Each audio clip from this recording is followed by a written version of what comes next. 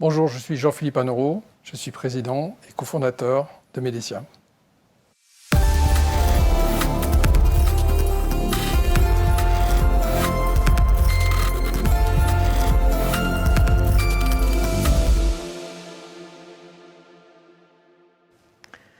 Bonjour Jean-Philippe, bienvenue. Vous êtes donc le président et cofondateur de Medesia, qui est une biotech créée en 2019, spécialisée dans les maladies rares et en particulier dans les ciliopathies. Donc on va y revenir dans un instant. Et vous êtes hébergé donc au sein de l'Institut Imagine à Paris, rattaché à l'hôpital Necker. Avant d'en savoir plus sur la technologie déployée par Medesia, peut-être un mot sur votre parcours. Oui, je suis donc universitaire, scientifique, chercheur dans les maladies rares, avec plusieurs expériences à la fois dans les maladies rares, mais aussi dans les cancers rares, dans le milieu industriel, Pierre Fabre, Alexion. Et donc quelle est la genèse du projet Medesia ? La genèse du projet, c'est avant tout une rencontre avec mon associé, Louise Brizino. Donc nous avons identifié assez rapidement ce projet lors d'une expérience professionnelle précédente, ensemble. Et nous avons eu l'opportunité de booster ce projet et de créer une société, biotech, spécifique pour ce projet, pour l'accélérer. Alors, on le disait, Medesia est spécialisé dans les ciliopathies. De quoi s'agit-il ? Les ciliopathies sont des pathologies qui se caractérisent par l'absence d'un cil. Donc le cil cellulaire, c'est un organelle très important donc pour les cellules. C'est un organelle qui est en contact avec le milieu extérieur de la cellule et qui permet une communication. C'est un senseur en quelque sorte.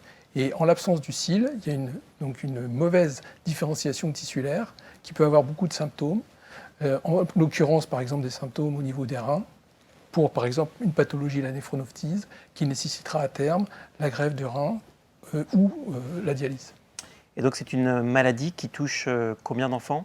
C'est une maladie pédiatrique qui touche 250 enfants en France, mais qui touche aussi des patients dans des segments plus rares de l'insuffisance rénale que nous sommes en train de caractériser.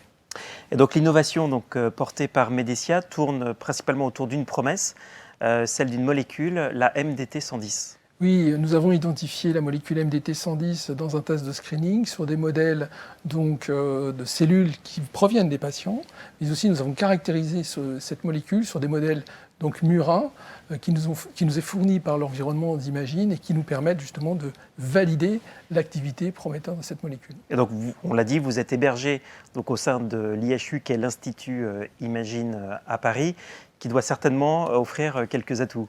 Oui, des atouts. En l'occurrence, les maladies rares sont très difficiles à étudier puisqu'effectivement, il y a peu de connaissances et nous sommes donc dans l'obligation de nous rapprocher des experts. Nous trouvons ces experts donc, dans l'Institut Imagine. Ces experts sur les ciliopathies rénales, mais aussi qui ouvrent des perspectives sur d'autres ciliopathies, en l'occurrence la cécité progressive chez l'enfant. Alors si vous êtes là, c'est parce que Medesia a été distingué par le récent classement du magazine Challenge comme faisant partie des 100 startups dans lesquelles il faut investir en 2021. Vous avez réalisé des premières opérations de financement, 1,5 million pour financer vos premiers stades de développement.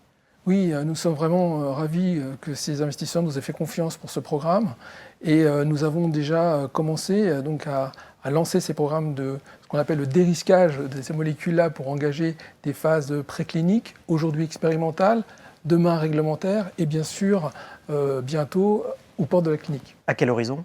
Nous envisageons en ce moment un premier essai chez l'homme fin 2023, début 2024. Jean-Philippe, merci. Je rappelle que vous êtes donc le président et cofondateur de Medesia, qui était notre pépite health tech du jour. À bientôt. Merci.